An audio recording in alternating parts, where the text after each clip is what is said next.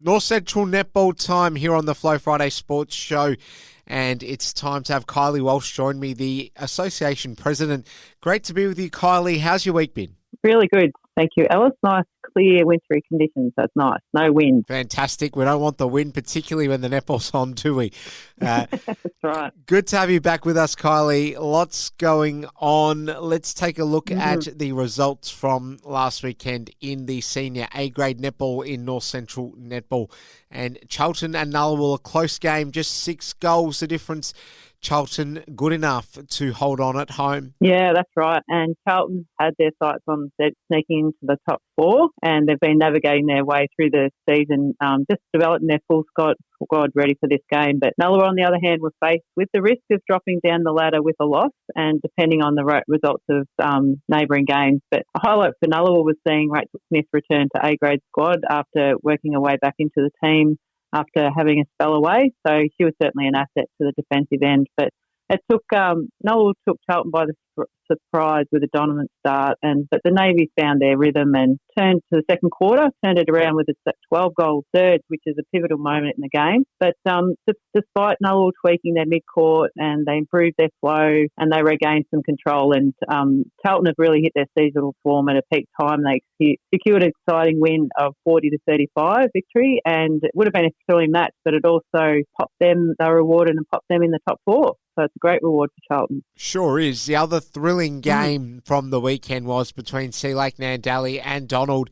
And Sea Lake, they won this game by less than 10 goals, 36-27, the final score. And what an important win it was, considering where both sides are on the ladder, Kylie. Yeah, absolutely. And that was another pivotal game for the Tigers for their hopes for the finals, like you said. But Donald are known for their strength and they never look give up attitude, and they seem to thrive on these challenging situations. So they probably came prepared for a strong game, and they had Talia Saylor stepping into the goals, which was wonderful to see. But the pace between opposing centres of Ebony McLean and Abby Griffith, along with their connections down the court, would have been really terrific to watch. But both teams took their time to find their rhythm and showcase the intense competition. But defensive ends really supplied significant pressure, aiming to capitalise on any lapses of concentration. But Tigers drew on their confidence and belief, knowing that their cohesive play can secure the win if they play freely and effectively, and that's what they did despite their relentless efforts from Donald. And as you said, Tigers proved too strong,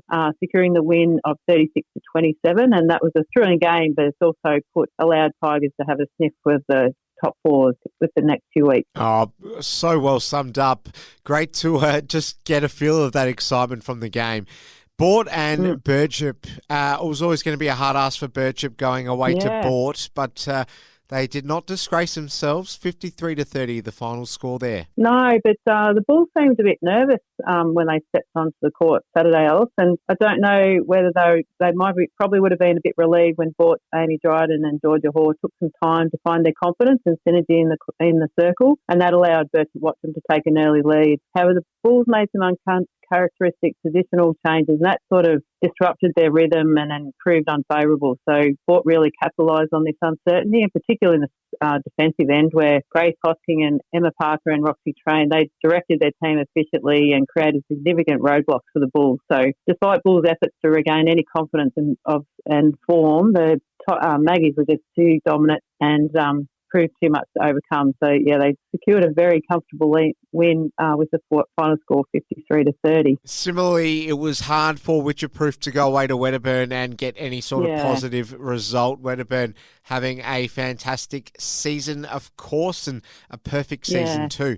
So the final score there, 60-22. How did that game go? Yeah. Well, like you said, it was always going to be a tough contest against the Redbacks, but it's always proves a wonderful experience for the Demons youngsters to play against such seasonal opponents. But Wedderburn would have approached the game with their full seriousness and playing to their strengths, while they experimented with an altered defensive combination. But Demons should really draw on some positives from their third quarter efforts, where they were only down by 3 goals. So that's terrific, and I hope that they review this quarter as a focal point for their future game improvements. But despite these bright spots for Witcherproof Narraport, Wedderburn's overall dominance was clear, and that had that convincing win of 60-22 over Witcherproof Narraport. All right, well, let's move along and take a look at that ladder now. Wedderburn top, Bort second, Nullarbor third, Charlton fourth, Birchip Watcham fifth, Sea Lake Nandali sixth, Donald seventh, Witcherproof Narraport eighth, and St Arnott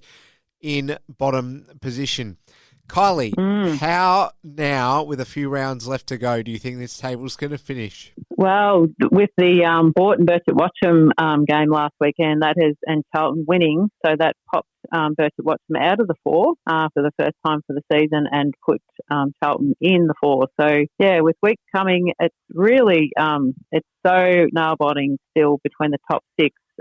Wedderburn still want to have some good wins just to secure that top spot and really have some breathing space for the last three rounds. But yeah, gosh, it's so interesting. It could really flip either way right down to the final round, I imagine. Well, we're getting towards it, aren't we?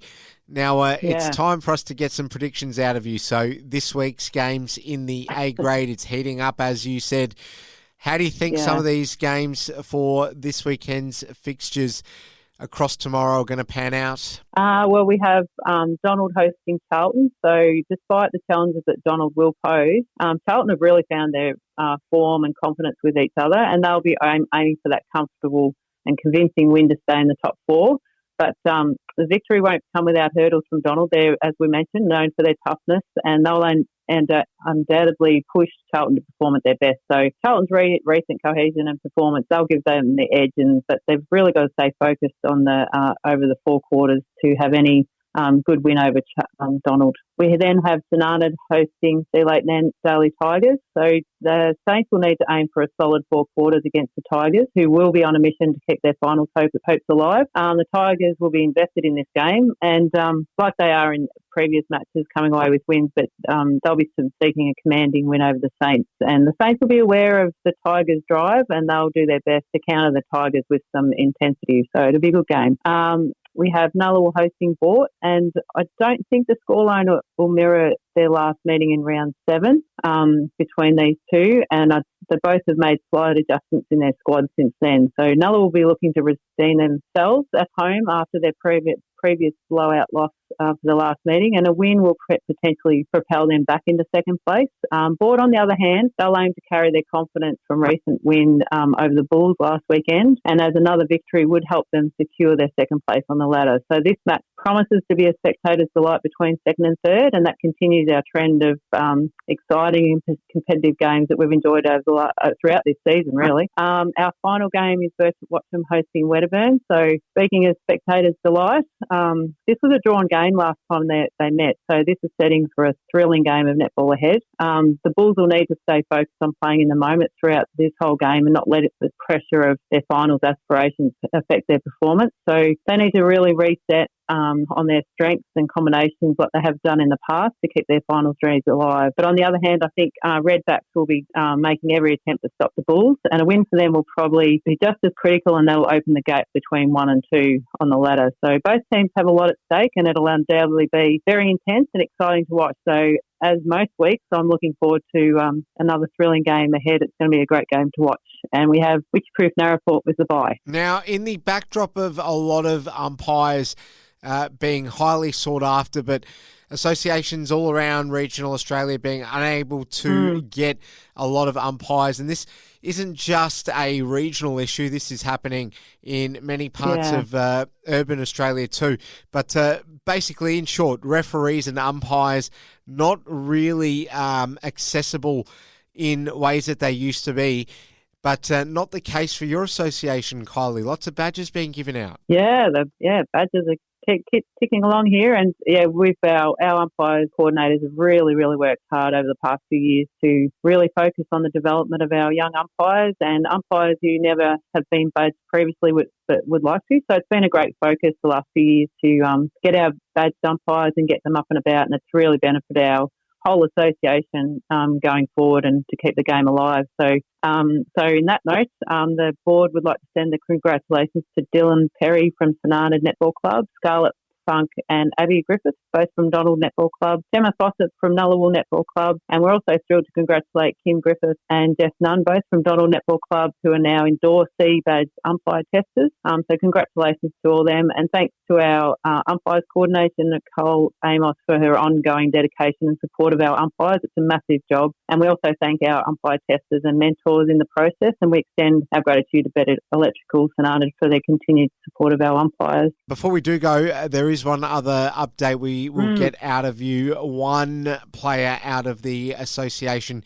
has been recognised for where she currently finds herself as far as her talent and development goes. Tell us more. Yeah, absolutely. Final shout out, massive congratulations to Addison Funk, who originally was from Donald Netball Club with growing up. She's made it into the 17 under top 50 state squad selection, and that's a huge achievement itself. So the North Central Netball Association community sends our heartfelt congratulations and best wishes to Addie for upcoming trials and the next stages of state trials.